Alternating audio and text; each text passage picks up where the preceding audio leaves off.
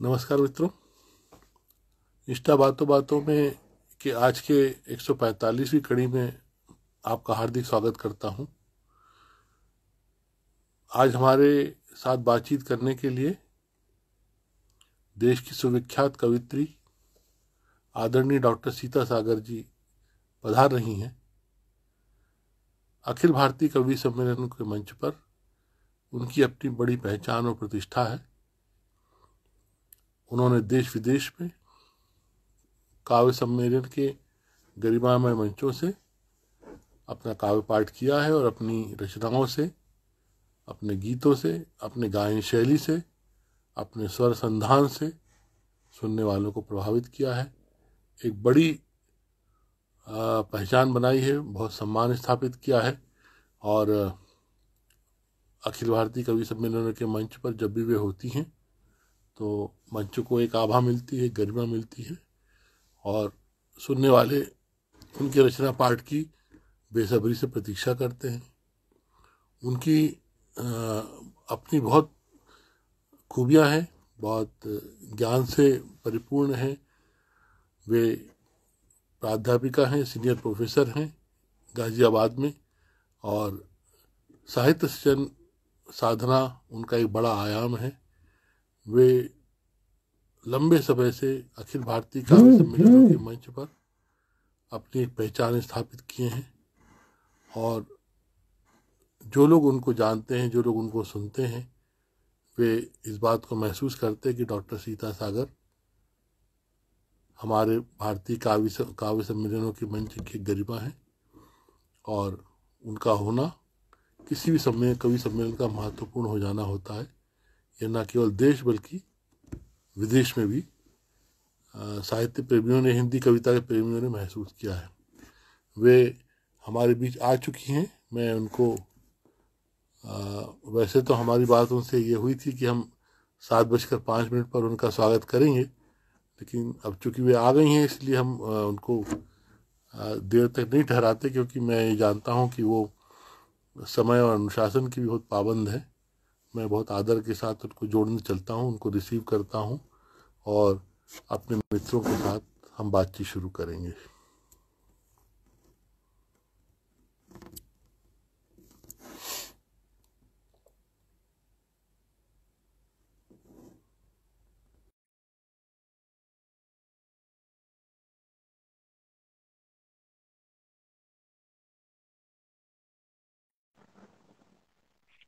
नमस्ते जी।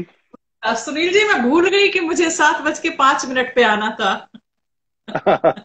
अब मैंने कहा कि आप आई हैं तो मैं आपको प्रतीक्षा क्यों कराऊं, आपसे जुड़ ही जाते हैं। तो हमको ये 3 मिनट और मिल गए। जी। बहुत अच्छा लग रहा है। मैं सच कहूं तो जी। ये पिछले 144 भाग के बाद 145वें भाग पर आपका होना जो है वो दरअसल इस पूरे प्रयत्न को सार्थक करने वाला है और आपका बहुत स्वागत है, बहुत आदर के साथ। जी, ये मेरी खुशकिस्मती है कि ये आप इसको संचालित कर रहे हैं और आज का जो संवाद है वो आपके साथ होने जा रहा है। तो ये मैं इसको विशेष रूप से अपना सौभाग्य समझती हूँ। नहीं, सौभाग्य तो हम लोगों का ही रहने दीजिए, क्योंकि आपका होना किसी भी स्थान की, किसी भी जगह की गरिमा को बहुत वृद्धि करता है। और ये हम सभी ने इतने वर्षों में महसूस किया है, देश ने महसूस किया है, दुनिया के अनेक देशों ने महसूस किया। तो ये बात तो है। आ, आपको बताना चाहूंगा कि लगभग मार्च के उत्तरार्ध से, बल्कि हाँ अप्रैल मई से, जब जी। लॉकडाउन हुआ और देश में सब ये फरमान जारी होगा कि जीवनों की रक्षा और बाकी सबके स्वास्थ्य का ध्यान रखते हुए हम सबको घर के अंदर ही रहना है। पहले 3 हफ्ते, फिर वो पेशियों की तरह बढ़ती गई अवधि। तो उसमें ये जी। एक उपाय हमको ठीक लगा कि हम अपने देश के जो मूर्धन्य कलाकार मित्र हैं, साहित्यकार मित्र हैं, उनसे बातचीत करना शुरू करें। तो इसकी जी। शुरुआत हुई और ये सब होते होते यहाँ तक आ गए। पहले हम इसको रोज करते थे शाम को, फिर जैसे जैसे जब वापस जीवन दोबारा शुरू हुआ तो फिर ये हफ्ते में कुछ दिन हो गया। अब शनिवार इतवार को होता है, लेकिन फिर भी अच्छा। इसमें मित्र शामिल होते हैं और इसको अपनी शुभकामनाओं से इसको बल देते हैं। वो जी बल आज आपसे भी हमको प्राप्त हुआ। मैं सबसे पहले मैं एक आरंभ में बड़ा कॉमन सा एक सवाल सा होता है, जी। बिल्कुल साधारण सी बात है कि इन 6-7 महीनों में एक कवित्री ने और एक गृहिणी ने क्या क्या किया है। गृहिणी ने जी भर के घर के काम किए हैं। और मैं मुझे लगता है कि मैं कॉलेज में पीएचडी, ये पीजी कॉलेज में मैं पढ़ाती हूँ, संस्कृत डिपार्टमेंट में मैं एसोसिएट प्रोफेसर हूँ। तो मैं जी जी। भले ही कॉलेज जाऊं या मंचों पर जाऊं, लेकिन मेरा जो 99% जो जो कहना चाहिए, जो मेरी मानसिकता है वो पूरी की पूरी गृहिणी की ही रहती है। जैसे ही जी मैं जी। घर में आती, बस जितनी देर कॉलेज में होती हूँ उतनी देर में महसूस करती हूँ कि मैं टीचर हूँ, और जैसे ही घर में आती हूँ तो फिर मैं 100% पूरी गृहिणी हो जाती हूँ। और लॉकडाउन के पीरियड से लेकर के अब तक हमारे यहाँ कॉलेज में यूनिवर्सिटी के एग्जाम शुरू हो चुके हैं पहले सितंबर से। तो कॉलेज जाना हाँ पड़ता है, अदरवाइज तो मैं 100% घर में रह करके सिर्फ गृहिणी हुआ करती थी। और एक गृहिणी के लिए जितने काम होते हैं, घर की सफाई से लेकर के बाकी सारा रख रखाव, खाना बनाना और बहुत सारे काम, जिनकी गिनती सुनील जी माफ करिएगा, अक्सर कर मैं पुरुष लोगों को कहते सुनती हूँ, घर में तुम्हें काम ही क्या है। हाँ हाँ। जिनकी गिनती किसी भी उसमें नहीं होती है, वो महिलाओं के इतने काम होते हैं कि वो पूरा का पूरा, जो मेरा पूरा फोकस जब मैं कॉलेज में जाती हूँ तो भी लौट के आती हूँ तो घर पर होता है, और मंच पे जाती हूँ तो वापस लौट के आती हूँ तो पूरा का पूरा घर पर होता है, तो वही सारे काम किए। रही बात कवित्री की, तो इस पीरियड में इतने कार्यक्रम मैंने जिंदगी में कभी नहीं किए जितने इस हाँ, लॉकडाउन में, इस पीरियड में ऑनलाइन जो मैंने कार्यक्रम किए हैं एकल काव्य पाठ के। ये देख रहा था मैं कि लगभग हर दिन, हर शाम, जी और लगातार आपकी उपस्थिति कहीं ना कहीं से आपको लोग रिसीव कर रहे थे, और आपकी प्रस्तुति हो रही थी। तो ये वास्तव में बहुत आश्चर्य की बात है और सुखद भी है कि आप बाकायदा इस तरह से बहुत शुभ छवि के साथ उपस्थित होती थी और रचनाएं पढ़ती थी, और सब लोग, पता नहीं कितने सारे लोग उसका आनंद लिया करते थे और देश दुनिया तक सुना जाता था। सुनील जी, मुझे ऐसा लगा कि लॉकडाउन के पीरियड में, जबकि लोग घरों से निकल नहीं सकते हैं, और साहित्य एक ऐसा माध्यम है जो दुनिया की सारी परेशानियों से आपको उबार सकता है, आपके मन में आशा का संचार कर सकता है, आपको हौसला दे सकता है, आपको एक नई ऊर्जा दे सकता है, जिजीविषा पैदा कर सकता है। तो अगर कोई जी और माध्यम इस समय नहीं है फिलहाल, तो ऑनलाइन लोगों तक पहुंचने में कोई बुराई नहीं है। और बहुत बार तो ऐसा हुआ कि कई बच्चों ने, जिन्होंने नया नया अपना फेसबुक पेज बनाया था, तो उन्होंने कहा सीता दीदी आप मेरे पेज पर आ जाइए तो मेरा पेज चल पड़ेगा। तो मैंने कहा इससे ज्यादा बढ़कर मेरे लिए सौभाग्य की बात और क्या हो सकती है कि मेरा योगदान, मेरी कविताओं का योगदान अगर किसी के लिए भी कुछ सकारात्मक सकारात्मक रहता है, तो मैं सुनील जी हमेशा तैयार रहती हूँ। हाँ, लेकिन यहाँ पर आने में कई दिन लग गए आपको। आने में दिन नहीं लग गए, कुछ लगातार कहीं कहीं पटल पर कहीं कहीं व्यस्तता भी चलती रही, और इधर थोड़ी मम्मी की भी तबीयत खराब चल रही थी, तो थोड़ी मेरी जी जी। उधर भी चल रही थी। मम्मी और हम साथ ही रहते हैं। हाँ, वो अभी हमने कल परसों आपका, आपके पेज पर मैं गया था, और जी। आप उस समय कार्यक्रम कर रही थी और वो कुछ पीछे कहीं बोर्ड पर बिजली के स्विच पे कुछ कर रही थी। तो मैंने उनको देखा था सोफे पे बैठे हुए अभी भी ऐसे। हाँ मम्मी पर लेटी हुई है। हाँ। उस समय वो कुछ बिजली के बोर्ड में कुछ ज्यादा स्विच ऑन कर रही थी या ऑफ कर रही थी। ऑन ऑफ ही तो, कर। तो जी। ये तो एक अच्छा, उनका वो पहले आ गई थी क्या इस लॉकडाउन के पहले आपके पास, या और पहले से थी? आ, हम साथ ही रहते हैं। अच्छा अच्छा। हाँ, तो बीच बीच ये में ऐसा होता है कि वो भाई के यहाँ, मेरा भाई यहाँ गाजियाबाद डेवलपमेंट अथॉरिटी में इंजीनियर है, तो इंदिरापुरम में रहते हैं गाजियाबाद में। तो हाँ बीच बीच हाँ में उनके यहाँ भी चली जाती हैं। लेकिन ये मेरा सौभाग्य है कि मैं चाहती हूँ कि मम्मी छोड़ के न जाया करें। ये मेरा हाँ। नहीं, भाव रहता है, लेकिन उनके के सारे बच्चे बराबर हैं। सही बात है। बिल्कुल। ये हाँ, सुखद संगत तो है, ये तो बिल्कुल है। बिल्कुल। और कुछ अचार उचार भी बनाया क्या घर में आपने? फिर वो रह गया, गृहिणी का की बात थोड़ी सी कम रह गई। नहीं, अचार तो नहीं बनाया, आचार बनाते रह गए। अच्छा अच्छा। आचार और विचार जो है उनमें शुद्धिकरण हाँ करते रहे। हाँ हाँ। जी। और कुछ पढ़ा लिखा तो आपने ऑलरेडी इतना सारा है, लेकिन कहीं कुछ कोई उपन्यास, कोई ग्रंथ, कोई कवि, कोई लेखक छूट गया हो, उसकी कोई किताब पढ़ी हो इस बीच? मैंने सच बताऊं तो इस पीरियड में हालांकि मैं कॉलेज में संस्कृत में एसोसिएट प्रोफेसर हूं, तो कई सारे नाटक मैं पढ़ाती जी। हूँ।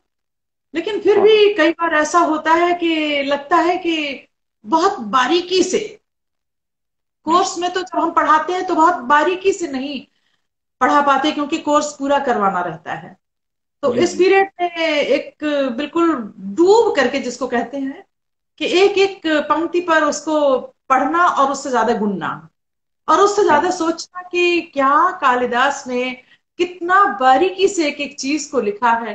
तो वो मैंने अभिज्ञान शाकुंतलम सैकड़ों बार पढ़ चुकी हूँ, लेकिन मैं जितनी बार पढ़ती हूँ उतनी बार मुझे लगता है कि जैसे मैं पहली बार पढ़ रही हूँ। और इसके अलावा रामावतार त्यागी जी को खूब पढ़ा, गोपाल सिंह नेपाली जी को खूब पढ़ा इस पीरियड में, और हाँ। भी बहुत सारे लोगों को पढ़ा, किशन सरोज जी को पढ़ा, भारत भूषण जी को खूब पढ़ा जम के। भारत भूषण जी मेरे बहुत प्रिय गीतकार हैं, तो अच्छा अच्छा। उनको खूब पढ़ा जम करके, और भी बहुत सारे कवियों को पढ़ते रहे इस दरमियान। अच्छा, इस समय ठीक इसी समय में जी विष्णु सक्सेना जी प्रकट हुए हैं। जी उनका नमस्कार आपको भी है और मुझे भी है। जी जी तो जी। मेरा भी उनको बहुत बहुत नमस्कार। तो जी विष्णु जी भी हमारे इस कार्यक्रम का हिस्सा बन चुके हैं पहले।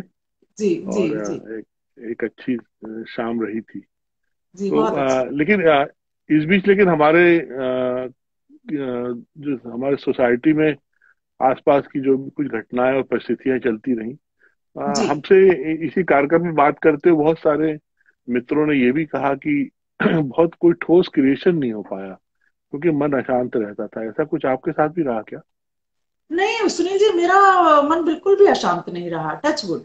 मतलब आप समझिए कि जिस दिन से लॉकडाउन हुआ और उस दिन से ठीक है, ये जो कोई महामारी है या कोरोना है या इस तरह की जितनी भी परेशानियां हैं, वो उनका एक टेम्पररी फेज होता है। जिंदगी में बहुत सारी, कभी आपको ही कोई बीमारी हम ही को हो जाती है, किसी को भी हो सकती है, तो उसका एक टेम्पररी फेज होता है, और टेम्पररी फेज जिंदगी में आते जाते रहते हैं। तो जिंदगी में इतने उतार चढ़ाव देखे हैं कि अब कोई भी चीज ऐसी नहीं लगती है कि जो जिस पर बहुत ज्यादा फिक्र की जाए। जो होना है होगा, बिंदास जिंदगी जीनी चाहिए।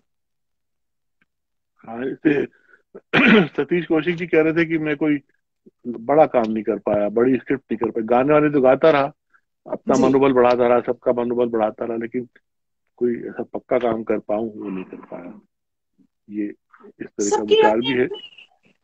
सबके अपने अपने तजुर्बे होते हैं। किसी परिस्थिति विशेष में अगर 100 लोग हैं, तो 100 लोगों की प्रतिक्रिया या उनका उसके साथ में सामंजस्य अलग अलग होता है। सबका अपना अपना नजरिया होता है, अपना अपना हर चीज का हर किसी के ऊपर अलग अलग प्रभाव पड़ता है, मुझे ऐसा लगता है। ये हमारे पूरे शताब्दियों का इतिहास इस बात का गवाह है कि जी समय समय पर ऐसी कुछ बड़ी भयानक आपदाएं आई हैं दुनिया के जी। सामने, जो एक सबक बनकर रह गई। चाहे वो हम्म। हिटलर का संहार हो या महामारियां हो, या जी इवन मतलब जैसे पिछली सदी में 1980 के आसपास जो हमारे भोपाल में गैस ट्रेजेडी हुई थी, वो भी अपने आप में एक हादसा थी। आज जी तक उसको जी। लोग भूल नहीं पाए। तो ये सब त्रासदियां जो है, ये किस तरह के सबक है मानवीयता के लिए, आपको क्या लगता मुझे लगता है कि जितनी भी त्रासदियां हैं, अब आप ये देखिए कि इस लॉकडाउन के पीरियड में है? जी उन दिनों मैं देख रही थी कि गंगा जी बिल्कुल, अ, गंगा का पानी बिल्कुल निर्मल हो गया सारा। गंगा का जो प्रदूषण हटाने के लिए जाने कितने जाने कब से योजनाएं बन रही थी और वो कारगर नहीं हो पा रही थी, लेकिन इस पीरियड में जो पेंगुइन सुनते थे कि लुप्त प्राय हो चुकी है या लुप्त हो चुकी हैं, और वो वापस आ गई और लोगों ने देखा, तो जो पॉल्यूशन था, जो ओजोन में सुनते थे कि वो एक बड़ा सा छेद हो गया है और वो भर नहीं सकता है, और अचानक प्रकृति ने ऐसा किया कि पूरी दुनिया एकदम से ऐसा लगा जैसे ठप हो गई है, और वो ओजोन का जो छेद था वो अपने आप से भर गया। तो जो ये जो पॉल्यूशन लेवल पर जो प्रकृति ने, जो मुझे लगता है कि प्रकृति का सबक है मनुष्य के लिए, कि प्रकृति से ज्यादा खिलवाड़ करना ठीक नहीं है। और जो अगर खिलवाड़ करेगा तो उस पे सबसे ज्यादा अगर किसी को कीमत चुकानी पड़ेगी तो वो मनुष्य को ही कीमत चुकानी पड़ेगी। हाँ, ये चिंता जरूर है कि बहुत सारे डॉक्टर्स, बहुत सारे और भी लोग, हमारे सेना के जवान हो, पुलिस वाले हो, या आम जन लोग, जो समय से पहले चले गए, जिनको कोई बीमारी नहीं थी और अचानक इस महामारी ने उनको उठा लिया, तो ये उनका जाना बहुत ज्यादा दुखद रहा, बहुत ज्यादा त्रासद रहा। लेकिन फिर यहीं पर आकर के मानना पड़ता है कि ईश्वर ने जितने दिन की जिंदगी जिसको दी है वो निश्चित है, और वो निमित्त नैमित्तिक कुछ भी बन जाता है, लेकिन उसको जाना पड़ता है। इसको इस नजरिए से भी देख सकते हैं। लेकिन कुल मिला के ये बहुत बड़ा सबक है कि जो आप देखिए कि लोग अपनों से मिलते थे, लेकिन कितना मिलते थे, और अब एकदम से घरों में बैठा दिया कि सबको एक दूसरे की कमी महसूस हो रही है, और ये लग रहा था कि नहीं, एक दूसरे से मिलते जुलते रहना चाहिए, एक दूसरे के लिए जिंदगी का कोई भरोसा नहीं है, और एक दूसरे के साथ हमें एक एक पल को जी लेना चाहिए। तो ये बहुत सारे सबक ऐसे हैं जो नेचर ने दिए हैं इस महामारी के माध्यम से।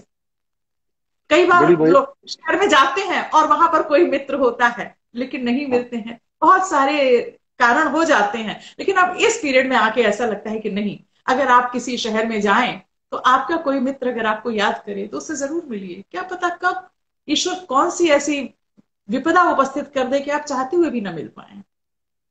हम्म। हमारे एक बहुत आदरणीय राजीव वर्मा जी हैं, बहुत फिल्म के एक्टर जी। भी हैं और रंगमंच के कलाकार जी। हैं। उन्होंने एक बड़ी मजेदार बात की, बोले कि हम्म। इस सब में ये हुआ है कि बोले मेरे और रीता, उनकी भाभी का नाम रीता है, तो बोले हम लोग के झगड़े कंप्लीट होते रहे। बोले पहले ये था कि जब हम लोग व्यस्त थे तो आधा झगड़ा होता था और ये था कि ठीक है बाद में देखेंगे। तो हाँ, वो पोस्टपोन हो बोले जाते होंगे टाइम पे मिलने की वजह से। तो वो बोले अब बहुत कहीं यहाँ बहुत। जाने की गुंजाइश थी। जी। तो जी। ये भी रहा कि बोले झगड़े कंप्लीट होते रहे। कहीं ये भी सुनने जी। में आया कि मतलब पत्नियों ने मुकदमा दायर कर दिया पति से कि ये तो बहुत परेशान करते हैं, बोले कभी कुछ बनाओ कभी कुछ। तो बोले बना खिला के परेशान हो गए, तो छुटकारा चाहिए। ऐसी भी घटना है। अच्छा, मेरे तो जितने भी जानने वाले लोग हैं, उन सबकी बीवियों ने, जितने जानने वाले लोग हैं, उन सबकी बीवियों ने कहा कि मेरे हस्बैंड ने कोऑपरेशन देना सीख लिया, कोऑपरेट करना सीख लिया, घर के काम सीख लिए, और तमाम जितने छोटे बड़े काम होते हैं उन सब में उनका जो अभूतपूर्व सहयोग मिला है। तो मेरे तो जानने वालों में कम से कम इस तरह की शिकायत मुझे सुनने को नहीं मिली। वो सभी ने झुक कर झाड़ू लगाना सीख लिया कि अपन। खाना बनाना, सर्व करना, बहुत सारी हेल्प्स जो, और सीखनी हाँ। भी चाहिए। अरे लोगों को ने मतलब पहली बार लोगों को लगा कि सुबह हम जिस गिलास में पानी पियेंगे शाम तक इसी में पियेंगे, नहीं तो हर बार नया गिलास चाहिए क्योंकि बर्तन वाली आ रही है और सब कुछ। 10 बार पानी पिया तो 10ों बार वो गिलास डाल दिया। बिल्कुल। और एक दार्शनिक पक्ष जो है, बहुत सारी बड़ी बड़ी गाड़ियां पोर्च में खड़ी हो गई घर के अंदर, बहुत सारे बिल्कुल। सूट सूट टाई परफ्यूम ये सब अलमारी में सब। रखे रह गए। बिल्कुल सही बात है। आप ये देखिए कि इस पीरियड में सबसे बड़ा एक मानसिक प्रभाव ये भी पड़ा कि लगा जिंदगी जीने के लिए बहुत ज्यादा ताम झाम की जरूरत नहीं है।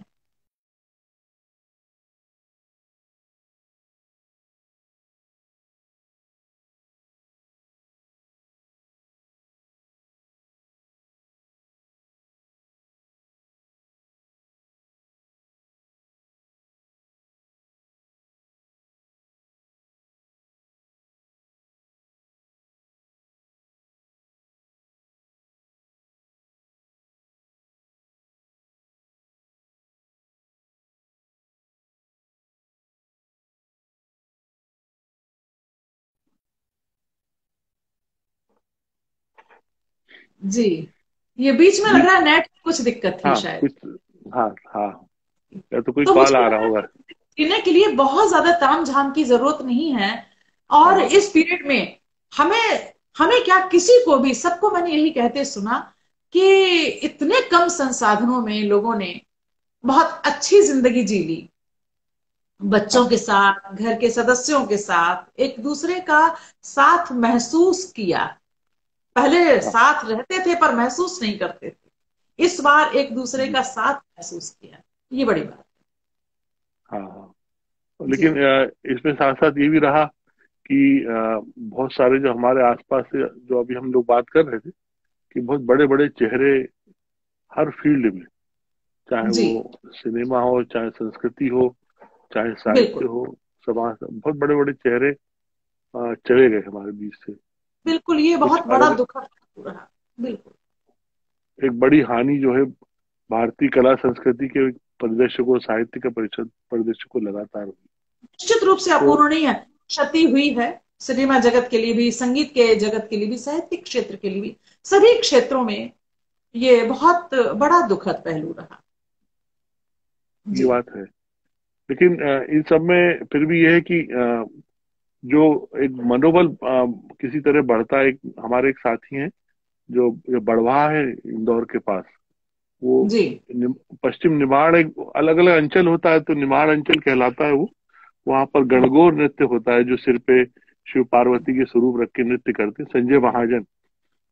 उन्होंने हम्म। उनको उनकी माँ ने कभी बचपन में जो गुड़िया बनाने की कुछ कला सिखाई थी, हम्म। तो उन्होंने इस 8 महीने में उस कला को इतना विस्तार दे दिया, और इतनी हम्म। खूबसूरत गुड़िया, मतलब भारतीय अच्छा। शास्त्रीय नृत्य नृत्य की मुद्रा की अच्छा। गुड़िया, और हम्म। जो मध्य प्रदेश के लोक नृत्य हैं सारे, उस तरह की गुड़िया। हम्म। और अच्छा। हाँ, और महाराष्ट्र का लोक नृत्य, और जितने भी हैं, और कुछ देवी देवता जो हैं, जैसे महालक्ष्मी है, या जो पंढरपुर के कृष्ण जी हैं, और जो हम्म। मथुरा वृंदावन में जो कृष्ण राधा की छवियां हैं, बहुत सुंदर हम्म। सुंदर गुड़िया बना के एक अपनी एक अलग नजीर पेश की। ये भी रहा। वेरी, बहुत अच्छे। तो एक कलाओं के कुछ नए आयाम भी इस तरह से खुले और सामने आए। और इन्हीं सब के बीच में एक हम्म। जो नया सिनेमा का एक प्लेटफॉर्म शुरू हुआ, कि हम लोग जब सिनेमा घर नहीं जा सकते हैं, तो सिनेमा हम्म। हमारे घर चलकर आ गया, हमारे मोबाइल में आ गया। तो बिल्कुल। हम सबका एक नया स्वभाव विकसित हुआ, कि अब हम मोबाइल पे फिल्में देखने का आनंद उठा सकते हैं। ये जो पूरा जो एक नया एक नेटवर्क डेवलप हुआ है। तो हम्म। हालांकि ये जरूर है कि सिनेमा की अपनी संस्कृति जो है, थिएटर में जाकर देखने का, उसका बड़ा नुकसान हुआ, उसको सरवाइव करने में इनको वक्त लगेगा। लेकिन बिल्कुल फिर ठीक। भी वो मनोरंजन जो हमारे घर तक चलकर आ गया, जो हमारे लिए ज्यादा आरामदायक है, इससे कुछ बाजार और व्यवसाय पर भी प्रभाव पड़ेगा, ऐसा आपको क्या लगता है? मुझे लगता है कि हर चीज के सिक्के के दो पहलू तो होते ही हैं। जब लोग सिनेमा हॉल में ज्यादा नहीं जाएंगे तो जाहिर सी बात है कि जो जो सिनेमा जगत है उसके लिए तो ये क्षति तो होगी ही होगी। जी जी और जो कलाकार हैं उनके लिए भी, उनका भी जो पेमेंट है वो भी डाउन होगा। जी तो जी। जो, हाँ बिल्कुल, बॉलीवुड इंडस्ट्री हो या कोई भी इंडस्ट्री हो, कला जगत की, किसी भी कला जगत की, हाँ हाँ मैं कह रही हूँ कि संगीत का क्षेत्र हो, बॉलीवुड का क्षेत्र हो, इवन हमारे कवि सम्मेलन जगत के हाँ लिए भी, जो, हाँ हाँ, जितने भी जो लाइव जो प्रोग्राम चलते थे स्टेज के, जी, जहां पर बिल्कुल। ऑडियंस सामने बैठती थी, तो हाँ, अभी फिलहाल जब तक कि इस चीज से हम सब नहीं उबर पा रहे हैं, तब तक तो वो चीजें घाटे में जाएंगी ही जाएंगी। आप देखिए अखिल भारतीय कवि सम्मेलन के मंचों पर हम्म। हजारों लोग, मतलब लगभग हम्म। 50,000 तक अधिकतम संख्या मेरे संज्ञान में है, सुनने वालों की संख्या। इन सब पे बड़ा प्रभाव पड़ा। बहुत बड़ा प्रभाव पड़ा है, पड़ेगा भी, अभी अभी और भी पड़ेगा। देखिए एक चीज और है कि सबके बिजनेस पर भी असर पड़ा है। जी जी तो जब लोगों की आमदनी इतनी ज्यादा नहीं होगी, सब कुछ घाटे में चल रहा है, तो वो प्रोग्राम जी भी ऑर्गेनाइज कम करवाएंगे, चाहे वो स्टेज की कोई भी प्रोग्राम हो, चाहे कवि सम्मेलन हो, या शास्त्रीय संगीत के हो, या सुगम संगीत के हो, या किसी भी तरह के हाँ कार्यक्रम। वो ऑर्गेनाइज सांस्कृतिक कम ऑर्गेनाइज कम होंगे, तो वो जो कलाकार हुए या जितने भी लोग हुए, वो किसी भी क्षेत्र के हों, उन सब की जो अर्निंग है, जीविका है, उस पर भी असर पड़ेगा, जरूर पड़ेगा।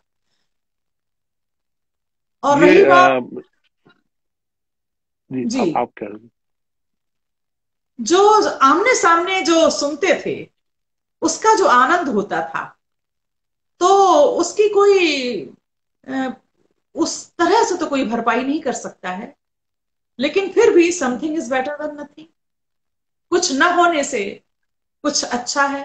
तो उस अच्छा होने के लिए जो ऑनलाइन जो कार्यक्रम चल रहे हैं, वो हैं। बिल्कुल न होने से वो स्थिति बहुत अच्छी है।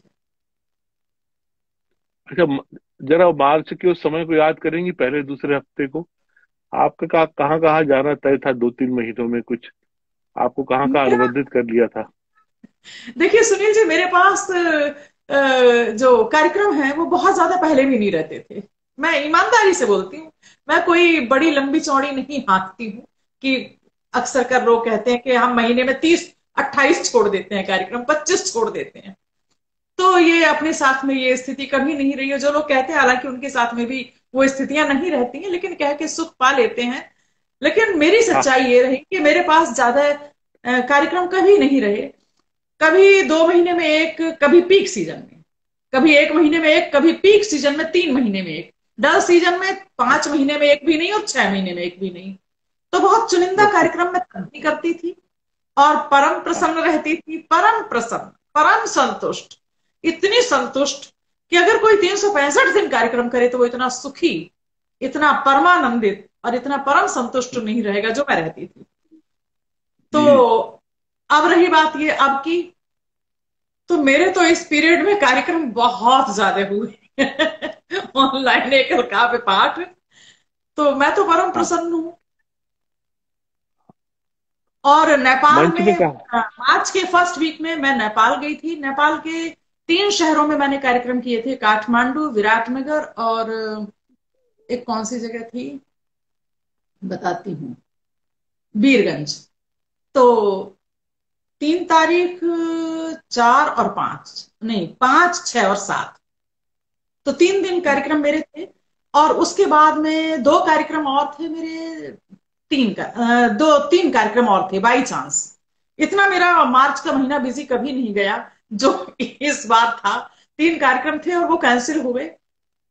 तो 3 की जगह मैंने इस पूरे पीरियड में कम से कम नहीं तो 30 कार्यक्रम से ज्यादा किए हैं। हाँ, और जिंदगी में ये तो सब कुछ लगभग। पैसा ही नहीं होता। तो सब कुछ हाँ, पैसा नहीं। तो जो मुझे परमानंद मिला है ये ऑनलाइन कार्यक्रम करने में, मैं सच बता रही हूँ सुनील जी, मुझे तो लगा ही नहीं कि मैं कार्यक्रम नहीं कर रही हूँ। इतने तो मैंने जिंदगी में कभी नहीं किए जो इस पीरियड में। बस इतना ही तो मानना है कि हम कविता सुना रहे हैं, लोग सुन रहे हैं, और क्या चाहिए जिंदगी में। सही बात। और और इस एक पीरियड में एक पूरी। लिखा, सुनाया, और बिल्कुल जिसको कहते हैं ना कि परमानंद में डूबे रहे। तो एक अभी सुनाइए ना फिर, जो इस बीच में जो लिखा। अब आप इतने अच्छे कवि हैं, इतने अच्छे कवि हैं सुनील जी, मैं तो आपकी कविताएं पढ़ती हूँ, तो आप जितने कम से कम शब्दों में जितना महासागर उसमें उड़ेलते हैं, कि मुझे कई बार आपसे बड़ी ईर्ष्या होने लगती है कि इतनी बड़ी बात और इतनी सारगर्भित बात और इतनी गहरे आत्मा तक में जो बैठ जाए, ये बात मैं क्यों नहीं कह पाई। तो आपके सामने कविता सुनाना बड़ा मेरे लिए एक मुश्किल काम है। लेकिन फिर भी जब आपने कहा है तो मैं जरूर सुनाऊंगी। और मैं ये सुनाती हूँ कि अक्सर कर लोगों को मैंने कहते सुना है कि जिंदगी हमसे दूर हो गई। किसी का कोई प्रसंग अगर कहीं चल रहा है और उसमें कोई ब्रेकअप हो जाता है, तो लोग इतने निराश हो जाते हैं कि कई बार अपनी जिंदगी तक खत्म कर देते हैं या खत्म करने की सोचने लगते हैं। तो मैं कहती हूँ कि जिंदगी किसी एक बिंदु पे जाके खत्म नहीं हो जाती। हजारों जिंदगी में ऐसे बिंदु हैं जिनमें आपको भरपूर जिंदगी आप तलाशिए तो वो आपको मिलती है। बस सिर्फ नजर की बिल्कुल। जरूरत होती है। आप नजर डालिए, वो आपकी अपनी हो जाती है। मैं साबित करती हूँ कि जिंदगी कहाँ कहाँ हमारे इर्द गिर्द, और उसमें कोई खर्च नहीं, उसमें कोई मशक्कत नहीं, कहीं जाने की भी जरूरत नहीं है। तो वो सुनाती हूँ कि जिंदगी कहाँ कहाँ है। सुनिए। स्वागत। पढ़ न सके जो मौन शब्द के, मानी तुम क्या जानोगे। पढ़ न सके जो मौन शब्द के, मानी तुम मानी क्या तुम क्या जानोगे। जानोगे। तन्हाई से बात न की तो खुद को क्या पहचानोगे। क्या बात। तन्हाई से बात न की तो खुद को क्या पहचानोगे। और मैं साबित करती हूं कि जिंदगी कहां कहां है। देखा है क्या चंदा को बादल से अटखेली करते। देखा है क्या चंदा को बादल से अटखेली करते। और कभी बिजली को तेज कुलाचे हिरनी सी भरते। बैठ समुंदर में तुमने मझधारों को नापा है क्या। पैठ समुंदर में तुमने मझधारों को नापा है क्या। या पंछी बन तुमने पूरा आसमान भापा है क्या। या पंछी बन तुमने पूरा आसमान भापा है क्या। अगर नहीं तो धरती से, अगर नहीं तो धरती से नभ तक को तुम क्या छानोगे। तन्हाई हाँ, से बात न की तो खुद को क्या पहचानोगे। और आप सब लोगों ने वो पल जरूर जिए होंगे, खास तवज्जो चाहते हैं, सुनिएगा। बरसातों में कागज की नावों में सफर किया है क्या। कटी पतंगे कभी लूटने का आनंद लिया है क्या। बरसातों में कागज की नावों में सफर किया है क्या। कटी पतंगे कभी लूटने का आनंद लिया है क्या। किसी अजनबी की शादी की दावत तुमने खाई क्या। किसी अजनबी की शादी की दावत तुमने खाई क्या। झूठ बोल कर कॉलेज से है लंबी रेस लगाई क्या। झूठ बोल कर कॉलेज से है लंबी रेस लगाई क्या।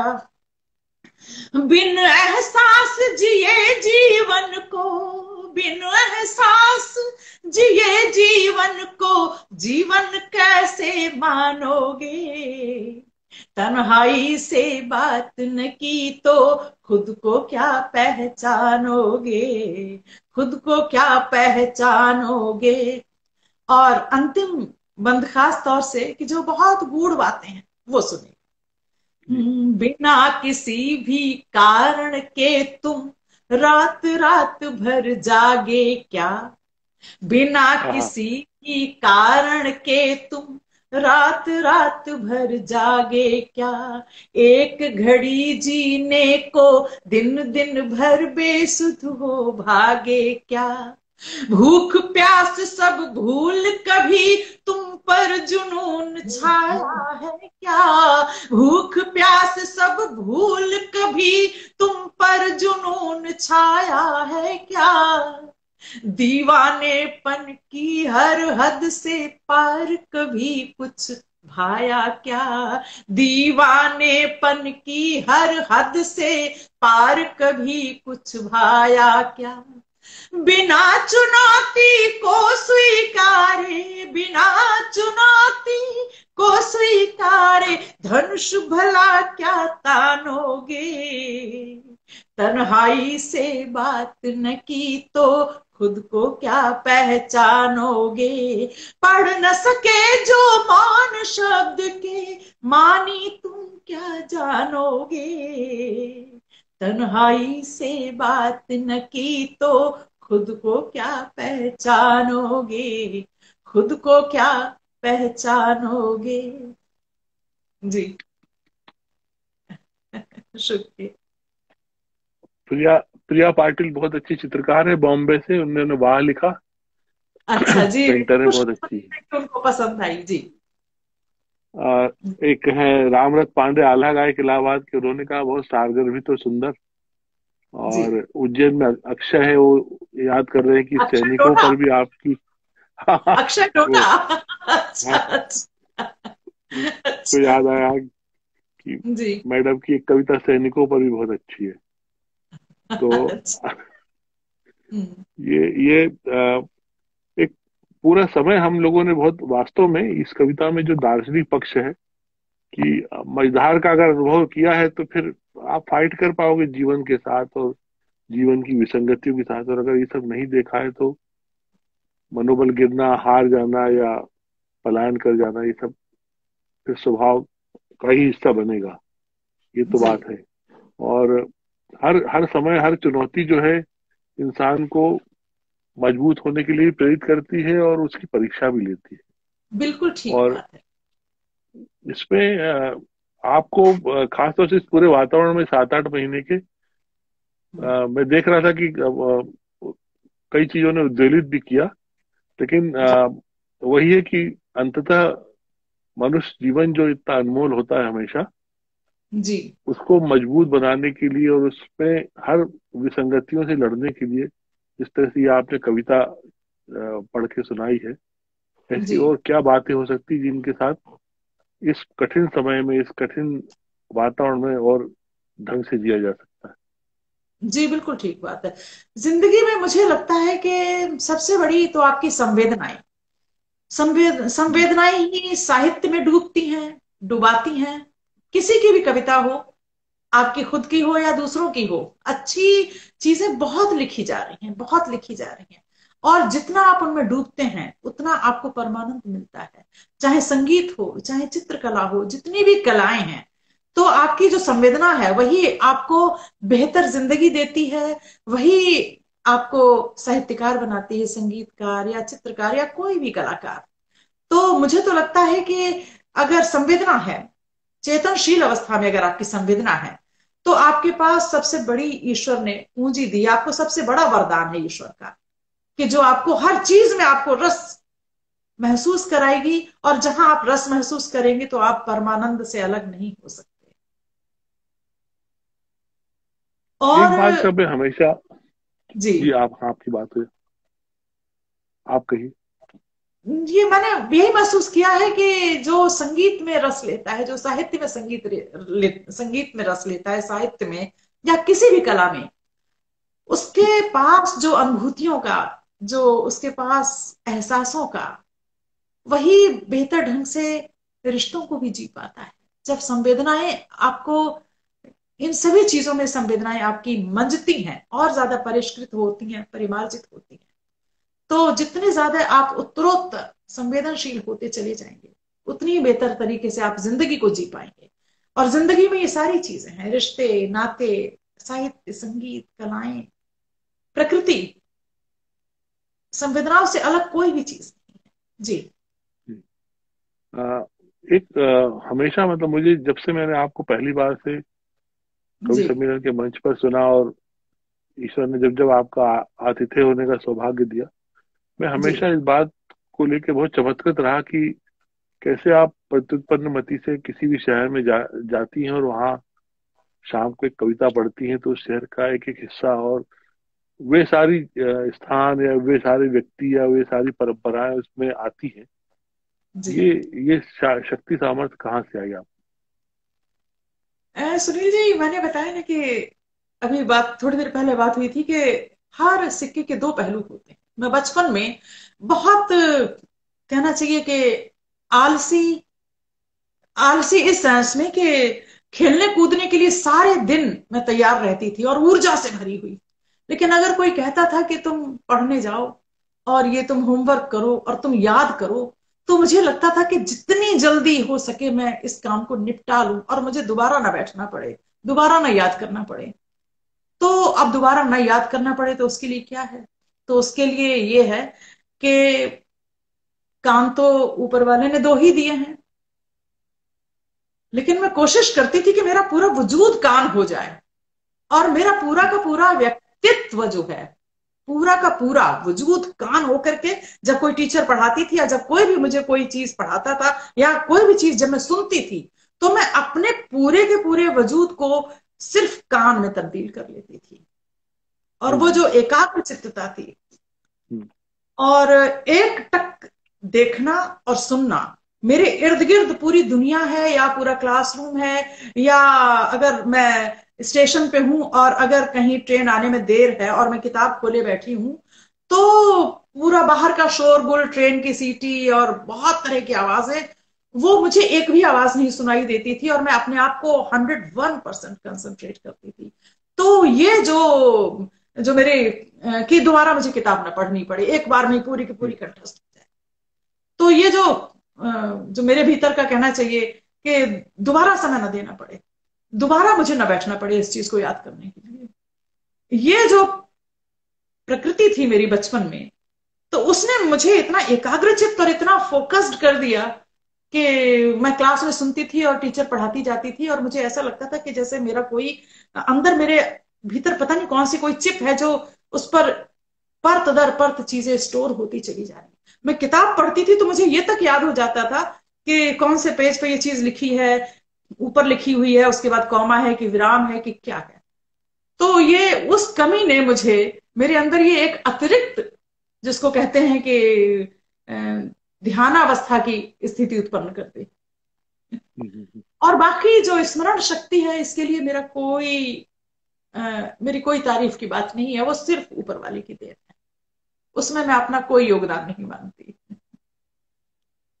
रायपुर से डॉक्टर अनिल चौबे हैं, फिल्म क्रिटिक हैं, एनालिसिस करते हैं, प्रोफेसर हैं सेवानिवृत्त, और सिनेमा का बड़ा शौक रखते हैं वो। उन्होंने आपको नमस्कार किया। प्रमोद डेकार्टे हमारे साथी, आप जानती हैं। और जी, मेरा भी बहुत बहुत नमस्कार जी। और डॉक्टर सुनंदा नायर है, मोहिनीअट्टम की बहुत वरिष्ठ नृत्यांगना, ह्यूस्टन से ज्वाइन हुई है। जी इस कार्यक्रम की उपलब्धि के रूप में डॉक्टर सुनंदा नायर भी है जो हमसे जुड़ी, और इस कार्यक्रम जी के जी त्रिवेदी रंगकर्मी, भोपाल के सीनियर ड्रामा डायरेक्टर, उन्होंने आपको प्रणाम किया। जी जी।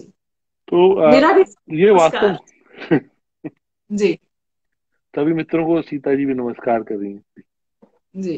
ये इधर लेकिन एक बात ये देखने में आती है कि लगातार जो हमारे भारतीय कवि सम्मेलनों के मंच पर बहुत सारे परिवर्तन आए शुरू से अब तक।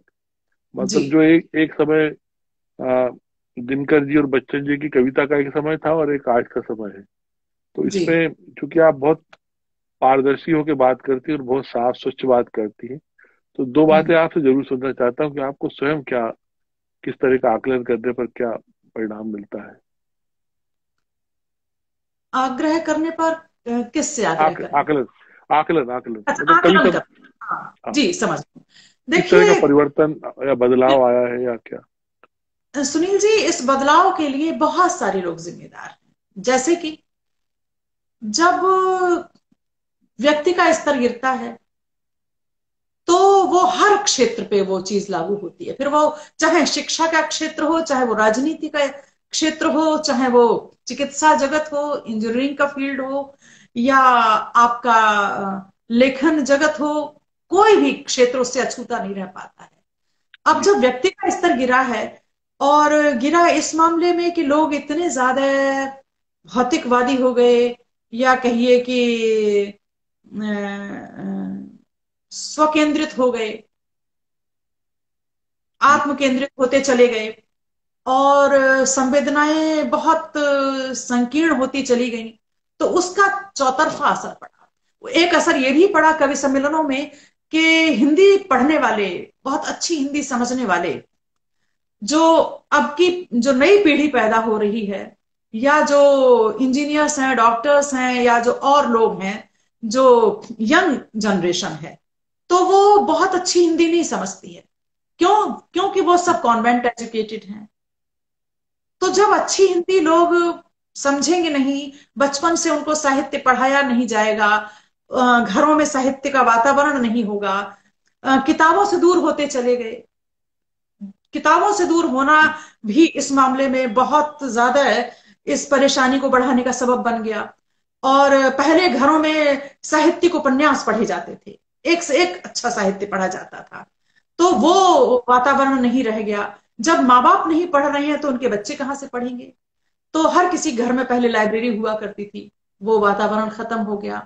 पहले लोग छुट्टियों में जो अच्छे अच्छे उपन्यास पढ़ते थे, अच्छे नाटक पढ़ते थे, अच्छी कहानियां, अच्छी कविताएं, तो वो वातावरण नहीं रहा। अब छुट्टियों में आप देखिए लोग अपने मोबाइल में उलझे रहते हैं, लैपटॉप में उलझे रहते हैं, और लैपटॉप में भी दूसरे तरह की चीजों में।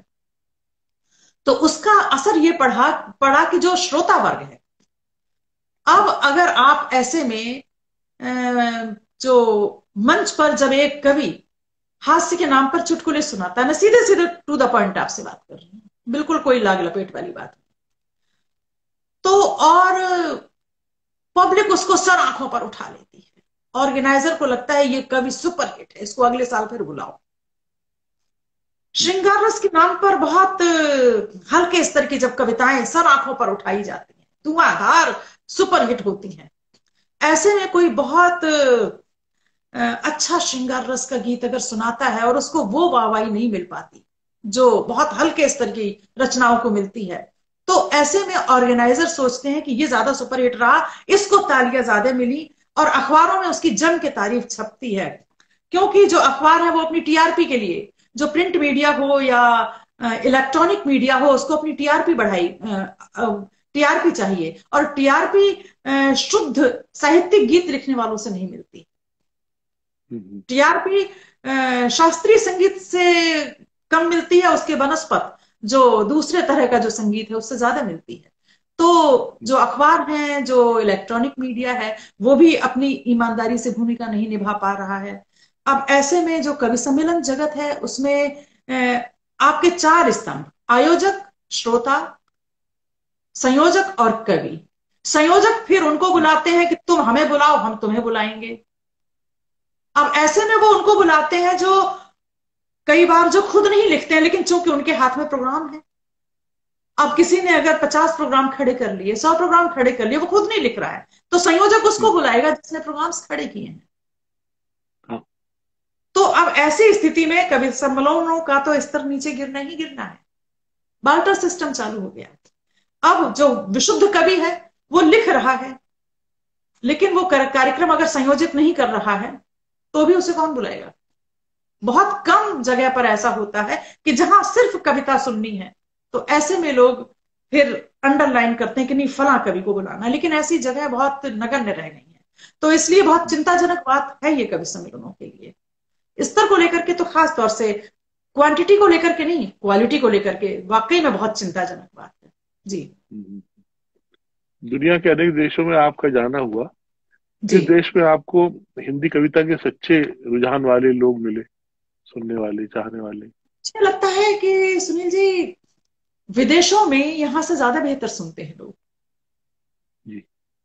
क्योंकि जो लोग जाते हैं, आपकी तो यंग जनरेशन का वहां पर भी थोड़ा सा बहुत ज्यादा सकारात्मक रुख नहीं है, लेकिन जो पहले के लोग गए हैं, जो तकरीबन 40 साल से ऊपर के लोग हैं, वो, उनकी हिंदी भी बहुत अच्छी है, और उनका आईक्यू लेवल भी बहुत अच्छा है, और वो कविता को समझते भी बहुत अच्छी तरीके से। तो वहां पर सबने बहुत कविता सराही, और वहां पर भावपूर्ण कविताएं, जो पारिवारिक कविताएं हैं, रिश्तों पर बेस्ड कविताएं हैं, वो बहुत सराही जाती है, बहुत पसंद की जाती है। अच्छा साहित्य बहुत सराहा जाता है। मैं अगर 12 बार दुबई गई हूं, शारजा गई हूं, तो जाहिर सी बात है कि लोगों ने बहुत सराहा होगा, बहुत मन से सुना होगा। लगातार किसी किसी देश में मैं कई कई बार गई हूँ, 8-8 बार गई हूँ, 10-10 बार गई हूँ, तकरीबन दुनिया के 21 देशों में मैं काव्य पाठ कर चुकी हूँ। तो मेरा अनुभव वहां को लेकर के बहुत अच्छा रहा जी। और जो उनकी अपना तरीका है, उनकी अपनी गंभीरता, उनके दाद देने का ढंग, वो सब भी बहुत अलग होता होगा यहाँ के अपेक्षा। यहाँ तो कुछ समझ में नहीं आता, क्योंकि मैं आपको बताती हूँ कि जो आप तो खैर इसके गवाह रहे हैं कि मैं जिस शहर में जाती हूँ वहां के बारे में कई बार मुझे आधा घंटा पहले, 1 घंटे पहले सारी मालूमात हासिल करवाते हैं लोग, और कई कई लोग मिलकर करवाते हैं। तो कई बार इतनी ज्यादा मालूमात हासिल हो जाती है, इतनी सारी जानकारी कि एक बार तो किसी ने पीएचडी करी हुई थी और उसने मुझे रायपुर के बारे में तकरीबन 350 पॉइंट्स दे दिए, तकरीबन हाँ। प्रोग्राम के 1 घंटे पहले। 2005 की बात है। उस मंच पर हरिओम पवार जी, सुरेंद्र शर्मा जी, अशोक चक्रधर जी, हुल्लड़ मुरादाबादी, शैल चतुर्वेदी जी, 2000, शैल चतुर्वेदी जी नहीं, हुल्लड़ मुरादाबादी, 2004 या 2005 की बात है। और ये वन बंधु परिषद के लोगों ने बहुत बड़ा आयोजन किया था, 1 लाख से ऊपर की भीड़ थी। और वहां पर मैंने वो 350 पॉइंट्स, बस ऊपर वाली की मेहरबानी, दिमाग में खट खट खट खट वो सारे के सारे तह पर तह, और उनको काव्यात्मक अंदाज में। और आप जानते हैं मेरे पास कोई कागज कलम नहीं होता, मैं कुछ भी नहीं देखती हूँ, धारा प्रवाह बस सुनाती हूँ और बिल्कुल काव्यमय अंदाज में सुनाती हूँ। तो वो 1 लाख की पब्लिक ताली बजाए, लगातार 15 मिनट तक नॉन स्टॉप तालियां बजाते रहे लोग। फिर रुके, फिर तालियां बजाएं, फिर रुके, फिर तालियां बजाएं, और वंस मोर ठीक इसी अंदाज में। जब जब मैं विदेश गई हूं, जितने दुनिया के देशों में मैं गई हूं, और संयोग से बदकिस्मती से मेरी अंग्रेजी बहुत अच्छी नहीं है, तो अब जैसे अंग्रेजी भी नहीं हांगकांग है। गई, चाइनीज नेम, या जैसे जापान गई तो वहां पर जापानीज नेम, ऐसे नाम कठिन कठिन कि जिनमें जुबान को मोच आ जाए बोलते समय। लेकिन माँ शारदा की कृपा है कि कभी भी मंच पे मेरी जुबान लड़खड़ाई नहीं, और वो नाम इतने क्लिष्ट क्लिष्ट हैं मेरे लिए।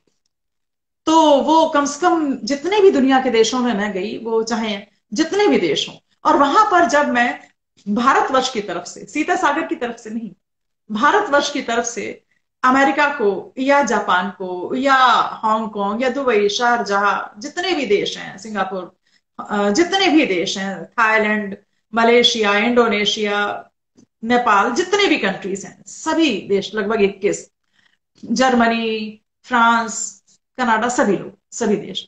तो वहां पर जब मैं करती थी कि भारतवर्ष की तरफ से, समूचे हिंदुस्तान की तरफ से अमेरिका को प्यार भरा नमस्कार, तो पूरा बोलने के बाद में, और जब ये आता था कि समूचे हिंदुस्तान की तरफ से पूरे फला देश को प्यार भरा नमस्कार, तो पूरे लोग खड़े हो जाते थे, पूरी भीड़ खड़ी हो जाती थी, और खड़े होकर के लोग रिदम में, मतलब नॉन स्टॉप 5 से 10 मिनट तक तालियां नॉन स्टॉप बजती थी। तो मैंने तो ऐसे जितने भी दुनिया के देशों में मैं गई, और मैं मतलब इतनी, कई बार मैं भावुक हो उठती थी।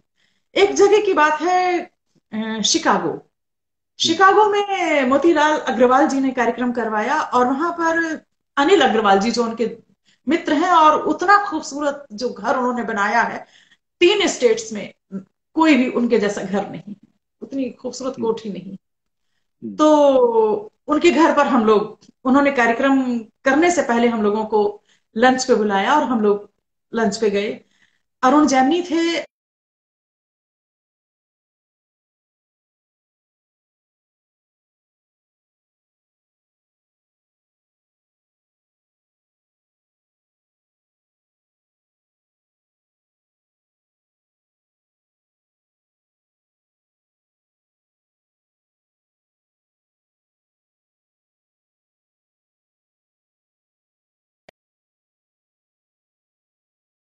हाँ, हम लोगों को खाने पर बुलाया, और जब वो प्रोग्राम आए तो पूरे हॉल में सारे लोग मेरे इस नमस्कार पर, इस उद्बोधन पर, और इसको लोग कहते हैं कि मैंने फलां शहर के लिए कविता लिखी है, तो उनको लगा कि शिकागो के लिए जो मैंने शुरुआत की कि dear sisters and brothers of America, वो विवेकानंद जी के इस पोर्शन से मैंने अपने पूरे उस उद्बोधन की शुरुआत की, और पूरे लोग खड़े होकर के पागलों की तरह तालियां बजाते रहे। और दूसरे दिन कार्यक्रम नहीं था। अनिल अग्रवाल जी ने अपने जितने दोस्त लोग थे, कोई 800 किलोमीटर की दूरी पर, कोई 1000 किलो 8 घंटे की दूरी पर, कोई 10 घंटे की दूरी पर, अमेरिका इतना बड़ा है, और कोई 10-10 घंटे का सफर करके सबको उन्होंने जाके कहा कि आप लोग तुरंत फ्लाइट की टिकट करवाइए और आप आइए, और मैं ऐसी हस्ती से मिलवाना चाहता हूँ हिंदुस्तान की जो आपने कभी सुना नहीं होगा, देखा नहीं होगा। तो उनके दोस्त लोग 8-8 घंटे, 10-10 घंटे, 12-12 घंटे का सफर करके और दूसरे दिन पहुंचे, और उन्होंने कहा कल कार्यक्रम नहीं है, लेकिन हम लोग कल का कार्यक्रम रखना चाहते हैं। तो तुरंत एक हॉल, सबसे बड़ा हॉल था, वो खाली पड़ा रहता था, उतना बड़ा हॉल जल्दी कोई बुक नहीं करता था। ज्यादातर बहुत कम वो बुक होता है, तो वो हॉल बुक कराया गया। वो पूरा हॉल खचाखच भरा। और जब मैं कार्यक्रम में गई, सुरेंद्र शर्मा जी संचालन कर रहे थे, तो पहले अरुण जैमिनी जी ने काव्य पाठ किया और अनिल अग्रवाल जी ने कहा, जी जो ऑर्गेनाइजर थे, कि सीता जी का परिचय हम खुद देंगे। और वो आए माइक पर और उन्होंने कहा कि आप सब लोग खड़े हो जाएं कृपया। सीता जी आई और आप जी सब लोग खड़े हो जाएं सीता जी के सम्मान में। तो वो पूरा हॉल खड़े होकर उन्होंने बताया कि मेरे इतने दोस्त, आप लोग कृपया, सब लोग बैठ गए, तो कहा हाथ उठा के बताएं कि कितने लोग कल उन्होंने टिकट कराया है और 10-10, 12-12 घंटे का सफर तय करके आए हैं। तो कम से कम नहीं तो 150-200 लोगों ने हाथ उठाया कि हम इतनी इतनी दूर से आए हैं। तो मेरे लिए वो क्षण जो था वो वाकई में बहुत, क्या बताऊं, वो मैं शब्दों में बयान नहीं कर सकती। तो मुझे जिस जिस मैं देश में गई हूं, मुझे इसी तरह का अनुभव हुआ, इसी तरह का मुझे एहसास हुआ। एहसास करने का मौका ऊपर वाले ने दिया। एक बात है, मतलब मैं अब आपसे ही पूछता हूँ, और जी। बहुत आज तमाम सोच विचार करके, कि जी। आपकी अपनी एक शख्सियत है, पूरी पर्सनालिटी है, जो कवि सम्मेलन जी। के अभी अभी आपके जब आप आने को थी तब मैं ये कह रहा था कि आपका किसी भी मंच पर उपस्थित होना एक गरिमा का स्थापित होना है, हमेशा। और जी। तमाम भीड़ जो आपसे पहले होने वाले रचना पाठ में अराजक होती है, अशिष्ट होती है, वो सब आपके खड़े होते मर्यादित हो जाती है। ये क्या भाई, ये औरा क्या है? जब कोई औरत अपने संपूर्ण रूप में प्रकट होती है, तो पूरी कायनात उसके आगे झुक जाती है। और मुझे लगता है कि माँ शारदा ने मेरे भीतर जो नारीत्व बख्शा है। जी अभी मैं ये तो नहीं कहूंगी कि मैं ऐसी रचनाकार हो गई हूँ सुनील जी। मैं सच बताऊं तो मैं, ये कोई मैं अतिशयोक्ति की बात नहीं कर रही। मुझे ऐसा लगता है लेखन के बारे में कि मेरा अभी ये लेखन के क्षेत्र में पहले जन्म की नर्सरी की पढ़ाई है, जिसमें मैंने कदम रखा है। लेकिन हाँ, माँ शारदा ने या ऊपर वाले ने मुझे एक जो नारीत्व दिया है, जो मेरे भीतर जो ममता दी है, जो प्रेम है, जो एक भाव भूमि है, वो सॉलिड दी है। काश उतनी सॉलिड मुझे प्रतिभा भी दी होती। जब मैं आपको पढ़ती हूँ, सच बता रही हूँ, कोई मुंह देखी बात नहीं कर रही, अरे ये बात मैं पीछे भी कहती मैं हूँ, पीछे भी कहती अरे हूँ कि वाह। इतना गहरा आप लिखते हैं, इतना गहरा लिखते हैं। और जैसे जब मैं भारत भूषण जी को पढ़ती हूँ, तो शायद मैंने गत जन्मों में अधबने नीड़ तोड़े होंगे, चातक का स्वर सुनने वाले बादल वापस मोड़े होंगे, ऐसा अपराध हुआ होगा फिर जिसकी क्षमा नहीं मिलती, तितली के पर नोचे होंगे, हरिणों के दृग फोड़े होंगे। तो ये जब मैं, मेरे रोंगटे खड़े हो जाते हैं, मेरी आत्मा से ऐसे लगता है जैसे कोई चीत्कार उठ रहा हो। तो अगर ऐसा कोई व्यक्ति लिख ले, तो समझ लीजिए कि उसका जीवन सार्थक हो गया। मैं रोज कालिदास को पढ़ाती हूँ, भवभूति को पढ़ाती हूँ, तो ये तो मैं सोच ही नहीं सकती कि मैंने कुछ लिखा है। नहीं, लेकिन बहुत कुछ लिखा है, बहुत कुछ रचा है, उसी का तो प्रभाव है। व्यक्तित्व तो खैर अपनी जगह है ही। आ, एक सेंसिटिविटी जो है, जिसको आप हमेशा जिया करती हैं, एक छोटा मोटा एरर भी आपको डिस्टर्ब करता है, मैंने देखा है, और उसको आप तुरंत कंट्रोल करती हैं। और सचमुच फिर सुनने वाला श्रोता जो होता है वो एकाग्रचित्त होता है, और मुझे लगता है कि जो कुछ भी रस बहता होगा वो सीधे उसके मस्तिष्क में, मन में सीधे जाता होगा। ये आपका बड़प्पन है कि आपने इतना सारा हमारे लिए कह दिया। हम तो, हमारे पास कोई उत्तर नहीं है अपनी सफाई देने का, लेकिन फिर भी आप जो हैं वो आप ही हैं। और नहीं जी, ये जब इस मैं समय नेपाली जी को पढ़ती हूँ, जब मैं रामावतार त्यागी जी को पढ़ती हूँ, जब मैं बच्चन जी की मधुशाला पढ़ती हूँ, जब मैं निराला जी को पढ़ती हूँ, आ हा, कविता क्या होती है, ये उन लोगों को पढ़ने के बाद महसूस होता है। अब ऐसे में मुझसे ज्यादा बेवकूफ कौन होगा अगर मैं ये कह दूं कि मैंने कुछ लिखा है। और मैं बहुत होशियार हूँ, बेवकूफ बिल्कुल भी नहीं हूँ। अरे अरे, आपने जी। अब बिल्कुल आधा एक मिनट बचा है, बस मैं यही कहूंगा कि आपने इस कार्यक्रम को एक गरिमा दी है, और मैं इसको कभी, मैं इसके लिए बहुत लंबे समय से लगन में भी था, प्रयास में भी था, और जी। आपके आज के आगमन को मैं कभी भूल नहीं सकता। आपका बहुत सारा आभार व्यक्त करना चाहता हूँ। सुनील जी, सारा मैं आदर बहुत के साथ। खुशहाल हूँ कि आप इतने संवेदनशील, इतने अच्छे आप क्रिटिक हैं, और इतने अच्छे आप कवि हैं, और जो संवेदनाओं पर आपकी पकड़ है उसका तो जवाब नहीं। वो संवेदनाएं चाहे प्रेम के सुकोमल पक्ष की हो, संयोग श्रृंगार की हो, या